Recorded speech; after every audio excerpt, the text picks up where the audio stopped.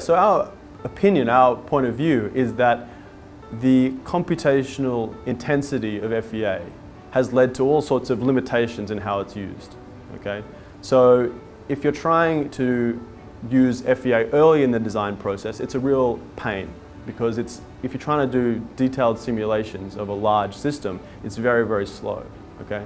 So the way people traditionally get around this with FEA is they either do detailed analysis of small parts of an overall system, or they do very, very coarse analysis of the overall system. But there's no ability to combine those two together and provide detailed analysis of the whole system. So that's what we enable. We enable fast, detailed analysis of large systems because we have RB FEA.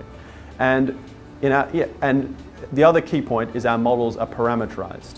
Okay? So they're built up of components, and each component has parameters in it. So what that means is you can click on a component in the Akselos graphical user interface and you can change a number like the length or the density or the stiffness or the Poisson ratio or the curvature of a component.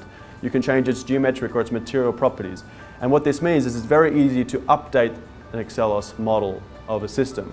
And that's extremely valuable when it comes to iterative design. You have a basic idea of what your system should look like, but you want to simulate it hundreds or thousands of times to hone in on what a better design is. And this should really be done early in the design process.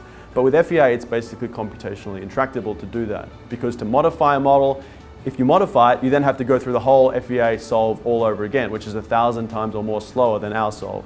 So the approach we provide is to set up a component-based model and then go through iterative design, optimization once the model is set up, and that can really help to hone in on good designs much more efficiently than with a conventional FEA.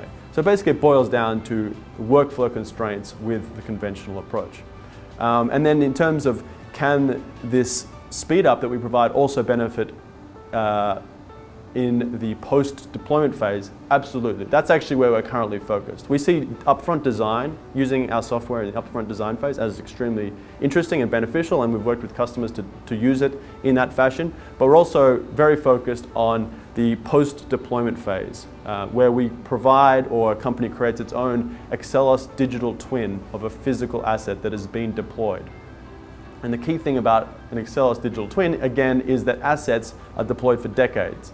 And over the lifetime of the asset, it will change. It will get corrosion, it will get damage. If you're talking about offshore structures, sometimes a ship will bump into one of the pylons and it will get bent.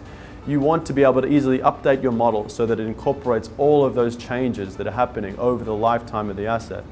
And anytime there's a change, you rerun 1,000 simulations on it, and all the different scenarios you're worried about, a storm, big waves, all these kinds of different things. You simulate all these different scenarios, and then you understand if the current state of the asset is safe, or if you need remedial action, you need maintenance and these kinds of things. And going further with that, what we're very focused on at the moment, we have a major R&D, European R&D grant for focusing on at the moment, is incorporating these digital twins, the Akselos parameterized RB FEA digital twins with sensor data. So the idea, of course, is that many assets already, critical assets already have sensors on them, accelerometers, strain gauges, these kinds of things. They're internet connected, so Industry 4.0, Internet of Things, these kinds of things. These concepts play very nicely into what we're focusing on because there's many sensors out there, they're internet connected. This data can be fed into our cloud-based servers that host our digital twins, and the digital twins can be automatically calibrated based on that sensor data. So the idea is to have a real-time updating digital twin that takes into account any significant changes in your physical asset, and then you can run analysis on the updated, calibrated digital twin, and then obviously understand any risks and have very good intelligence about what you should do about these risks.